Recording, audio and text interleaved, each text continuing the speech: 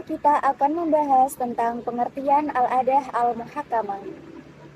Pengertian al-adah al-muhakamah. Al-adah al-muhakamah adalah adat atau kebiasaan yang dapat dijadikan sebagai landasan hukum. Kaidah al-adah muhakamah memiliki arti bahwa di suatu keadaan dapat dijadikan pijakan hukum untuk menentukan hukum ketika tidak ditemukannya dalil syar'i. Namun tidak semuanya bisa dijadikan pijakan hukum. Nah, sebelum Nabi SAW diutus, adat kebiasaan sudah berlaku dan terjadi di masyarakat. Pada dasarnya atau asal mula kaidah ini adalah diambil dari realita sosial kemasyarakatan, bahwa semua cara hidup dan kehidupan itu dibentuk oleh nilai-nilai yang diyakini sebagai norma yang sudah berjalan sejak lama, sehingga mereka memiliki pola hidup dan kehidupan sendiri secara khusus, berdasarkan nilai-nilai amaliyah yang selama ini sudah biasa dilakukannya.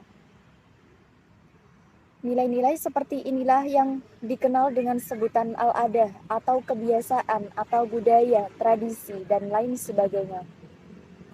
Dan dalam Islam, berbagai ajaran yang di dalamnya menganggap adat sebagai pendamping dan elemen yang bisa diadopsi secara proporsional. Dan menurut Isya Asy-Syatibi menyatakan bahwa dilihat dari sisi bentuknya dalam realitas, adat dapat dibedakan menjadi dua. Yang pertama adalah al-adah al-amah atau adat kebiasaan yang umum, yaitu adat kebiasaan manusia yang tidak berbeda karena perbedaan waktu, tempat, keadaan, dan lain sebagainya.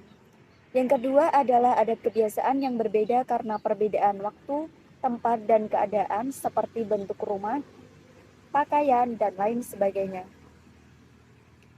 Secara bahasa, al-adah diambil dari kata al-aud atau al-muaddah yang artinya berulang atau at-takriri. Oleh karena itu, tiap-tiap sesuatu yang sudah terbiasa dilakukan tanpa diusahakan dikatakan sebagai adat. Adapun definisi al-adah menurut Ibnu Nuzaim adalah sesuatu ungkapan dari apa yang terpendam dalam diri, perkara yang berulang-ulang yang bisa diterima oleh tabiat atau perangai yang sehat. Dalam pengertian dan substansi yang sama, terdapat istilah lain dari al-adah yaitu al-urf.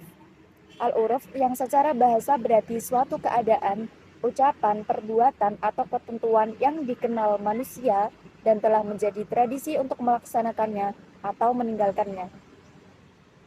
Urf adalah apa yang dikenal oleh manusia dan mengulang-ulangnya dalam ucapannya dan perbuatannya, sampai hal tersebut menjadi biasa dan berlaku umum. Sedangkan arti muhakamah adalah putusan hakim dalam pengadilan dalam menyelesaikan sengketa. Artinya adat juga bisa menjadi rujukan hakim dalam memutus persoalan sengketa yang diajukan ke meja hijau. Kesimpulannya adalah bahwa sebuah tradisi baik umum ataupun khusus itu terdapat dijadikan sebuah hukum untuk menetapkannya hukum syariat Islam atau hujjah, terutama oleh seorang hakim dalam sebuah pengadilan, selama tidak atau belum ditentukan dalil nas yang secara khusus melarang adat itu, atau mungkin ditemukan dalil nas tetapi dalil itu terlalu umum. Yang kedua, kita akan membahas tentang dasar hukum al-adah al-muhakamah. Yang pertama, di dalam Al-Quran. Surah An-Nisa ayat 19. Wa asyirunahunna bil ma'ruf, yang artinya dan pergaulilah mereka atau istri-istrimu dengan cara yang makruh. Yang kedua, Quran Surah Al-Baqarah ayat 228. Walahunna mitlul ladina alaihinna bil ma'ruf, artinya dan para wanita mempunyai hak yang seimbang dengan kewajibannya menurut cara yang makruh. Yang ketiga, Quran Surah Al-Hajj ayat 78. Wa ma ja'ala alaikum fid dini min kharaj, yang artinya dia sekali-kali tidak menjadikan untuk kamu dalam agama suatu kesempitan.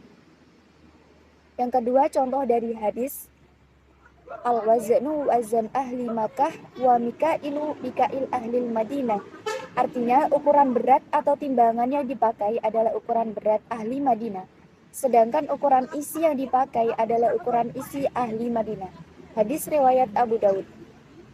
Nah, ukuran berat atau timbangan yang dipakai adalah timbangan ahli Madinah karena kebiasaan penduduk Makkah adalah pedagang, sedangkan ukuran kapasitas atau isi yang digunakan adalah biasa digunakan oleh penduduk Madinah. Assalamualaikum warahmatullahi wabarakatuh. Di sini saya akan membacakan tentang cabang-cabang kaidah furu'iyah. Perkenalkan, sebelumnya nama saya Abdul Hakim Alvenda. Mohon maaf jika suara saya mungkin agak tidak terdengar karena saya sedang berada di warung kopi. Sini saya akan membacakan tentang cabang-cabang kaidah furu'iyah. Nah, di sini yang pertama ada isti'malun nasi hujjata bijubi a'malu biha, yakni apa yang diperbuat orang banyak adalah hujah yang wajib diamalkan. Seperti contohnya sudah menjadi kebiasaan masyarakat Indonesia, dalam arti setiap anggota masyarakat harus membeli sebuah perabotan rumah dan biaya tanggung jawabnya ialah menjadi tanggung jawab toko tersebut. Yang kedua ada innama tu'tabarul adatu idat rodats au golabats, yang artinya adat yang dianggap sebagai pertimbangan hukum itu hanyalah adat yang terus-menerus berlaku atau berlaku umum. Oke, saya sambil minum. Contohnya seperti seorang yang berlangganan surat kabar atau koran sudah menjadi kebiasaan kalau surat kabar tersebut diantar ke rumah pelanggan setiap harinya. Terus selanjutnya ada kaidah yang ketiga, yaitu al-adatu al-marotatu adati fi najatihi hal tasrul al-adatuhum manazalatas syurtihim fihi surur, yang artinya kebiasaan atau adat yang harus berlaku terus-menerus dalam suatu daerah apakah adat kebiasaan mereka berada pada kedudukan syarat. Hal ini ada beberapa keadaan, seperti contohnya menggunakan barang orang lain tanpa ada sebuah perjanjian dalam kebiasaan yang berlaku pada masyarakat tersebut. Jika orang tersebut menggunakannya dalam suatu daerah, itu harus membayar dengan upah. Itu contohnya. Yang keempat ada kaidah al-adatu al-matarodati fi najatihi hal tasyal adathum manzalata syarti fihi syur, yang artinya adat yang diakui adalah yang umumnya terjadi yang dikenal oleh manusia, bukan dengan yang jarang terjadi. Maksudnya seperti contoh masalah persaksian, seperti halnya seorang tidak terima persaksiannya di depan hakim sebab adanya permusuhan dengan yang akan disaksikan. Jadi kayak ada sebuah saksi, tapi saksi tersebut ada masalah pribadi dengan orang yang terkena hukuman tuh. Terus selanjutnya ada kaidah al-ma'rufah arfa kala masyru bisyarta, yang artinya sesuatu yang telah dikenal karena seperti yang diisyaratkan dengan suatu syarat gitu. Seperti contoh orang yang menyewa truk untuk mengangkut barang. Bagi seorang penyewa itu bebas menggunakan truk tersebut untuk mengangkut barang apa saja yang disewanya, karena dengan syarat kapasitas barang tersebut itu sesuai dengan kapasitas truk tersebut. Terus selanjutnya kaidah al-ma'ruf